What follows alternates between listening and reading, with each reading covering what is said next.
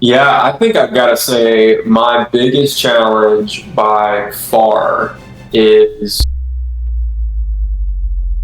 Nick Hurst, welcome to this. I'm super excited to be able to talk to you. For those of you who don't know, Nick and his wife Chelsea have a huge YouTube channel. I think you're closing in on what, 1.5 million subscribers or yeah, something. yeah, right at 1.5. Man, that's out. That's congratulations. That's a huge accomplishment. So thank you for taking this time. I know people have struggles with real estate investing, and I just kind of want you to tell people, man, why did you want to get into real estate? I think for a lot of reasons, real estate really intrigued. You start looking at data, and data will tell you that most millionaires are created from real estate, and that's a really compelling reason in and of itself. But I mean, I think just beyond the financial side of it, I think making wise investments and making investments that play a role in like changing people's lives is also a really big passion point for us. We're really involved in ministry, but also in business as well, and so we really have passion points to serve people and to help people and to see their life changed. And everyone needs a place to live. So the fact that you get to build relationships with renters and occupants and actually have rapport with them while also setting your family up and your family tree for long-standing success and wealth in real estate. It's just a really really incredible thing. I think the second reason is I was really fortunate to have incredible friends and mentors Mm, who have been successful in real estate. And so I think naturally I caught the bug a bit. And mm, then I would say the third reason is that I grew up in a construction household. So I was mm. constantly going in and out of job sites, in and out of new builds, in and out of residential and commercial properties, and playing a role in actually fixing those properties up, making them better, specifically in the flooring niche. So I did a lot of that as a kid and in my teenage years, and yeah, just really caught a love for real estate. And now that I'm older and in a position where I actually can entertain investing, that is absolutely something that I want to do. For all the reasons I just listed, and I would say the last Yeah, being diversification. I yeah, think it's really safe. The Bible says that in the multitude of counsel there's safety, mm. and I also believe that in the multitude of I would say investments, like wise, well thought through investments, Yeah. that there's a lot of safety. Yeah, no, I completely agree. When I first started getting into this, I was like, why? What is the purpose behind this? And then thankfully, kind of like you, I had some mentors able to kind of coach me through. They're like, oh, let me walk you through why real estate investing is so important. Because at first you're just thinking, oh, let me just get some money, some cash flow, but it goes so much deeper than that. So, what was your biggest challenge? Yeah, I think I've got to say my biggest challenge by far is really knowing where to start Mm, in different exit strategies, as they're yeah. called in the business, Yep. because you will see, especially when you start searching for real estate investment advice, whether it's on YouTube, and there are websites that are tracking all of your YouTube search history. Mm. So they know that when you get on Always Facebook, watching. yeah, Good. absolutely. They know when you get on Facebook that they can put a certain product in front of you or a certain Mhm. program or mentorship course in front of. We've all seen it. Everyone watching this has seen that, and they will offer a million different ways to do it. There's a Mm. podcast, there's a million podcasts for every Yep. exit strategy. There's a million books for every exit strategy. There's a million people who will give you a million different answers Mm. on the best way to start in real estate. So that for me, I would say is probably has been slash is currently one of the harder things to navigate, because there's people who say, well, you should start wholesaling and just Mm. make money, learn how the business works.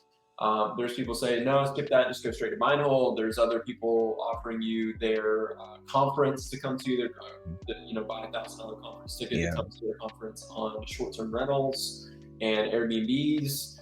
There are other people saying, skip all of that, just do fix and flips. So there's a lot of different avenues to get started in real estate. Underneath that, I would say really it's in the legalities of real estate. There's a lot of insider, Yes.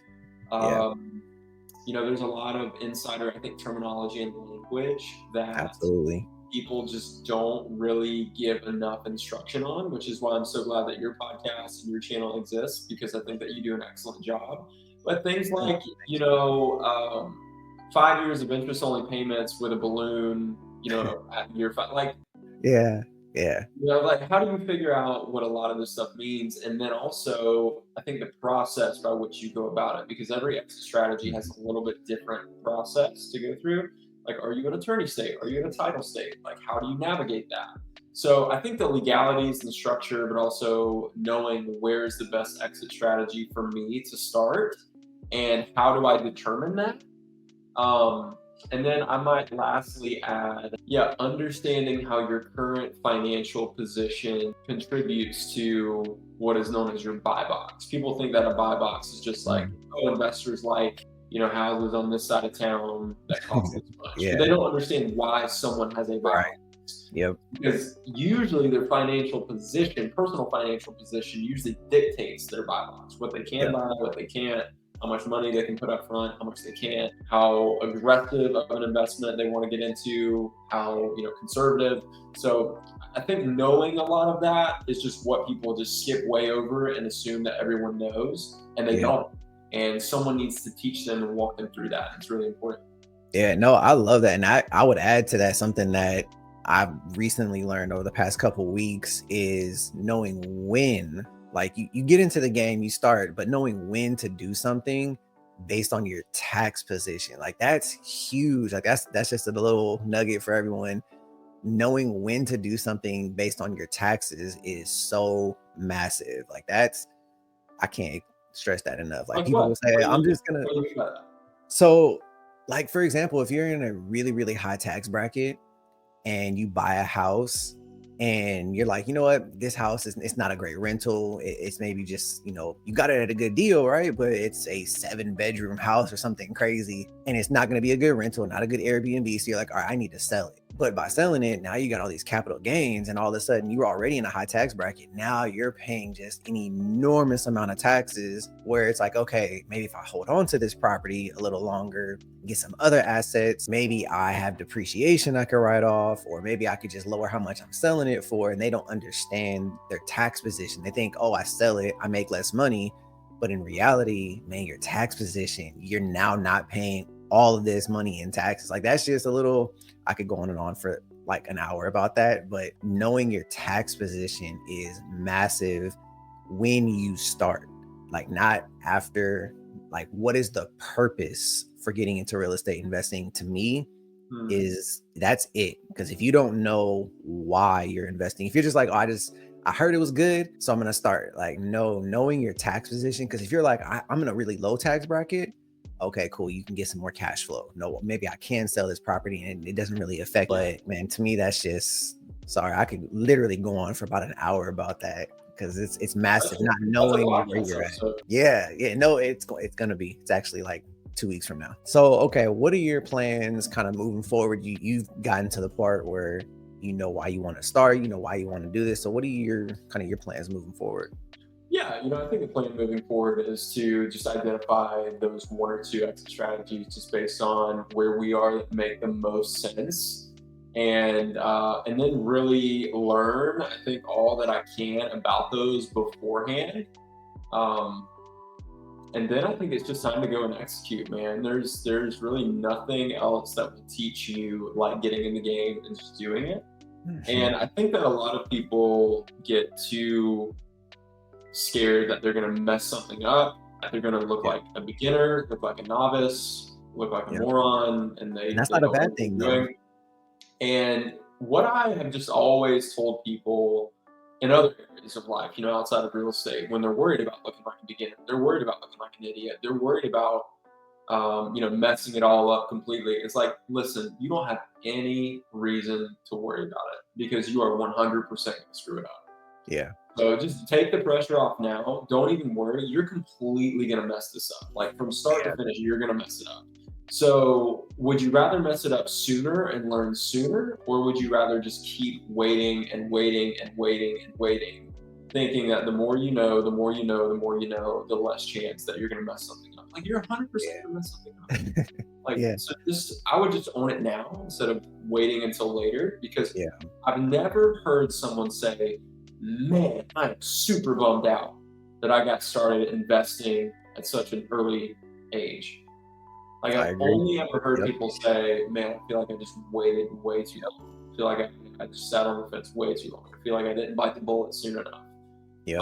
Never heard someone say I didn't, or I regret starting as early as I did. Never heard that. Yeah, no, I agree. And I don't know who said this. It was it might have been Magic Johnson or Kareem Abdul-Jabbar. One of them said, I only win or I learn. I don't win or lose." And that's exactly how this is. Like, take the opportunity. Of course, don't jump into something blindly. Educate Sure. yourself. Like all those athletes, they training camp and exercise and repetition. Yeah. But if you mess up, it's okay because you're now gonna learn. You're gonna learn from your mistakes. I've been there, done that. You've been there, done that. That's just in life in general. You make mistakes, but you learn from it, get better from it, grow from it. So, but I love, and I love that. So, what one piece of advice could you get? Because people out there, they're scared, they're intimidated, they get worried. They might have even got to the point where they've been pre-approved, like for a house. They got the money, they're just like, they found the property, it cash flows, like literally everything works out, but they're scared. What advice could you give to someone who's new? You're jumping into a new venture in life. What could you give someone, piece of advice? Yeah, I would say that for me, I mean, I can't speak for you. I really can't speak for anybody else, but I've just noticed that in my personal life, whether it was in business or in a lot of the other stuff that we do that maybe people don't really know about, um, whenever I attach myself to someone, or whenever I get in a position to be around someone who has been exactly where I am, but also exactly where I want to be, where I want to go, that normally calms me down a lot, Yeah. because you see it in every movie, every hero action movie. There's always a Luke Skywalker, but he needs a guide. He needs someone to walk with him and show him what to do, show him how he can take what he's been given it and use it the right way. Yeah. And so I think the antidote to fear is, at least in things like real estate, I think the antidote to fear is to just attach yourself to someone who's been there. Mhm. And man, I don't care if you live in, nowhere, Alaska, all the way to downtown Miami, Florida. I mean, there is someone around you who is willing to share their advice with you. They're willing to share wisdom with you. And so that for me has been the biggest thing that has like tangibly helped me in my journey. But then I would also say that, more on the philosophical side, that usually the ones who write history are the ones who take the risk. Mm. And Yeah, I everything like is a that. risk. Getting out of bed is a risk. Getting in the car and driving to the Mhm. coffee Yeah. shop is a risk. But I love this quote. It's actually on my wall right now, and I see it every day. And I mean, I just, the first time I read this quote, I mean, it just absolutely floored me, and it has never left me. But it's about one of my favorite speakers, one of my favorite writers, and historical figures of all time, Winston Churchill. Mm. And he said this quote, and I just absolutely love it. He said, I intend that history will be kind to me, for I intend to write it. That's a deep statement, man. Man, Yeah. that is Yeah. incredible. That's incredible. Yeah. And I think the attitude behind that is that life isn't going to happen to me, I'm going to happen to it. Mm. And I'll take life by the horns, and I'll bend it to my will no matter what. And I just noticed that no one is successful on accident. Yeah. No one is successful without taking a risk. No one is successful without giving a piece of who they are to something bigger than themselves. And so that may sound very lofty for something as simple as real estate or real estate investing, but I believe, deeply within me, that how you approach anything is how you approach everything. And Yeah. so if you're not approaching life, if you're not approaching real estate, if you're not approaching relationships, friendships, health, all with Yeah. a very militant, driven attitude, then it's not a surprise to me when those people don't succeed, when they Mhm. don't have success. So um, yeah, Yeah. I, I would say that, man. That if I were to Gotcha. give any advice, it'd be that is that history belongs to the risk takers, and putting yourself around the right people is really the key to most success. I love that. Yeah. I I love love it. that old adage of like, show me your five closest friends, and I'll show you your future. I Yeah. think that is, I It's think that good. is spot on.